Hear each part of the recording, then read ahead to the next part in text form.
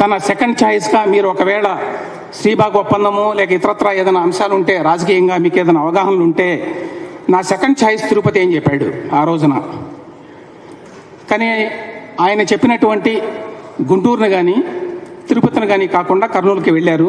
కర్నూలుకి వెళ్ళిన తర్వాత నవంబర్లో కర్నూలులో మొట్టమొదటి ఆంధ్ర రాష్ట్ర శాసనసభ సమావేశాలు జరిగినాయి.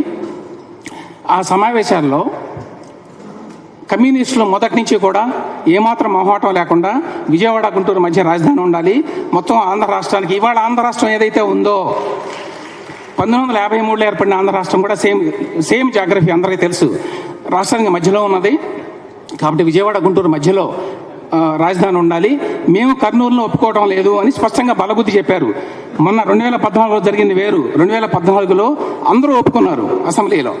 కానీ 1953లో వాస్తవానికి ఆ రోజున ప్రధాన ప్రతిపక్షం కమ్యూనిస్టులు అంటే, ఇవాళ కమ్యూనిస్టులు అంటే బహుశా కొంచెం తక్కువ చిన్న చూపు ఉండొచ్చు, కానీ 1953లో ప్రధాన ప్రతిపక్షం అంటే కాంగ్రెస్తో పాటు దాదాపు సరి సమానంగా ఎమ్మెల్యేలు ఉన్నటువంటి పార్టీ ఆ రోజున సిపిఐ.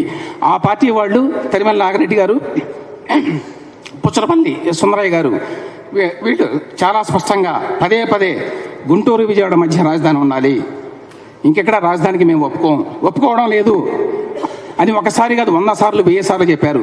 పుచ్చలపల్లి సుందరయ్య గారు పార్లమెంట్లో కూడా చెప్పారు ఆ మాట.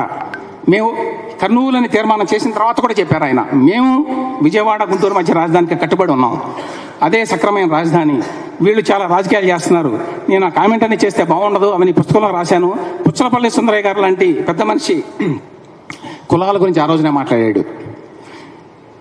ఈ రాజధాని నిర్ణయంలో రాజకీయాల కోసం, రాజకీయ స్వలాభం కోసం కులాన్ని తీసుకొచ్చి, ప్రాంతీయ విభేదాలను తీసుకొచ్చి రాయలసీమ ఆంధ్ర మధ్య విభేదాలు పెట్టడానికి ఉత్తరాంధ్ర వాళ్ళని పురుకొల్పి ఏ విధంగా విశాఖపట్నం 1956 నుంచి రాజధానిగా ఉంటే బాగుంటుంది అని చెప్పి ఇండిపెండెంట్ సభ్యుడి చేత ఒక తీర్మానం పెట్టించి ఆ తీర్మానాన్ని కాంగ్రెస్ వాళ్ళంతా కలిసి ఆమోదింపజేశారు. ఎందుకు చేశారంటే కమ్యూనిస్టులు ఒక తీర్మానం పెట్టారు.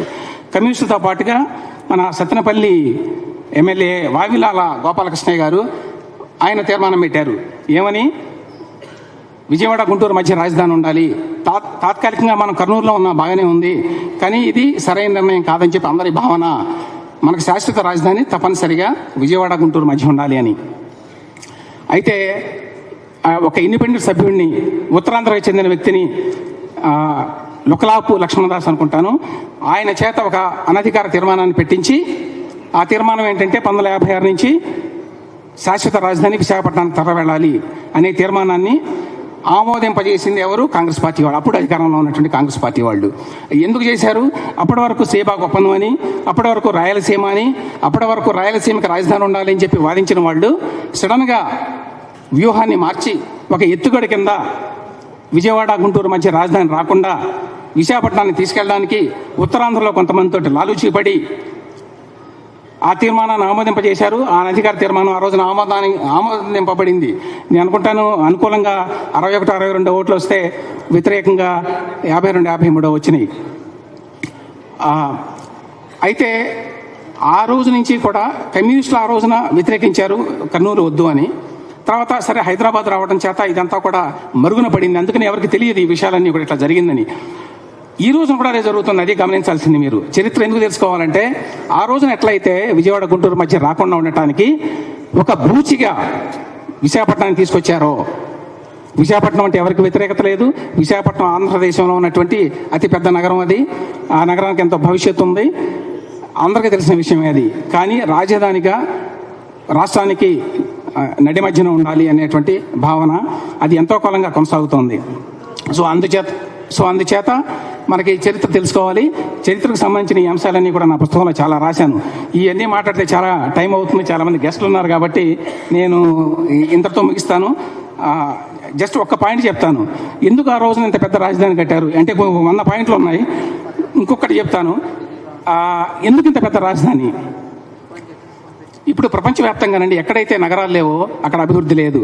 మీరు ఐక్యరాజ్య సమితి కానివ్వండి, ప్రపంచ బ్యాంక్ కానివ్వండి, రకరకాల గ్లోబల్ ఇన్స్టిట్యూషన్స్ అన్నీ కూడా ఏం చెప్తున్నాయంటే ఎక్కడైతే నగరాలు ఉంటాయో అక్కడ ఆర్థిక అభివృద్ధి, నగరాలు లేకుండా ఆర్థిక అభివృద్ధి సాధించిన దేశం కానీ రాష్ట్రం కానీ లేవు. భారతదేశంలో మీరు ఎక్కడికి వెళ్ళినా కూడా ఎక్కడైతే పెద్ద నగరం ఉంటుందో ఆ రాష్ట్రం నంబర్ 1 ఉంటుంది. మహారాష్ట్ర దేశంలో అందరికంటే ఎక్కువ జీడిపి ఉంది. ఎందుకుంది? ఎందుకు అక్కడ ఎక్కువ వస్తు ఉత్పత్తి జరుగుతోంది? ఎందుకంటే అక్కడ మహానగరం ఉంది, ముంబై. తమిళనాడు చాలా అభివృద్ధి చెందిన రాష్ట్రం, ఎందుకంటే అక్కడ చెన్నై ఉంది. ఇవాళ అందరూ మనం మాట్లాడుకున్న హైదరాబాద్ చాలా బ్రహ్మాండంగా డెవలప్ అవుతోంది అని, ఎందుకంటే అదొక మహానగరం. మహానగరాలు లేకుండా ఏ రాష్ట్రమో ఏ జాతి కూడా అభివృద్ధి చెందదు. ఇవాళ ఆంధ్ర రాష్ట్రం నుంచి యువకులంతా, విద్యార్థులంతా కూడా హైదరాబాద్కి, బెంగళూరుకి, చెన్నైకి, ఇంకా చేతనైతే అమెరికాకి వెళ్తున్నారు. అందరికీ తెలిసిన విషయం, ఇందులో సీక్రెట్ ఏమీ లేదు. ఎందుకు చేతనం అంటే మీకు తగినన్ని విద్యా అవకాశాలు లేవు, ఉద్యోగ అవకాశాలు లేవు, ఉపాధి లేదు, సేవారంగం లేదు. ప్రధానంగా ఆంధ్ర గ్రామీణ వ్యవస్థగా మిగిలిపోయింది 2014 తర్వాత. వీటన్నిటిని దృష్టిలో పెట్టుకొని, దీంతో పాటు రాజధాని అంటే 4 భవనాల సముదాయం కాదు. ఇది శివరామకృష్ణ కమిటీ చెప్పినవి, ఇతరులు కొంతమంది క్రిటిసైజ్ చేసినవి కూడా నేను చాలా వివరంగా రాశాను. ఎందుకంటే ఏదో 4 బిల్డింగ్లు కట్టుకుంటే పోతుంది, ఒక ఆఫీస్ ఉంటే చాలు, సీఎం గారికి ఒక ఆఫీసు, సెక్రటరియట్ ఆఫీసు చాలు, అంతకంటే ఏంటి అని చెప్పి చాలామంది మాట్లాడుతూ ఉంటారు.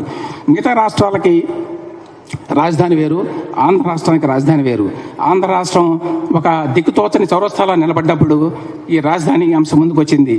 ఇవాళ ఆంధ్రులకి ఒక అస్తిత్వ పోరాటం ఉంది, ఆంధ్రులకి ఆత్మగౌరవ అంశం ఉంది. ఎందుకంటే కొత్తగా ఏర్పడిన రాష్ట్రం, హైదరాబాద్ నుంచి వద్దనుకున్నా కూడా వెళ్ళగొట్టబడ్డ రాష్ట్రం. అంతకుముందు 53లో మేము వెళ్తామని చెప్పి అన్నందుకు గాను మద్రాసును వదులుకున్నారు. ఆ తర్వాత ఇప్పుడు 2014లో మేము రాము బయటికి సమైక్యంగానే ఉంటాము అనుకున్నా కూడా హైదరాబాద్ను వదులుకోవాల్సి వచ్చింది.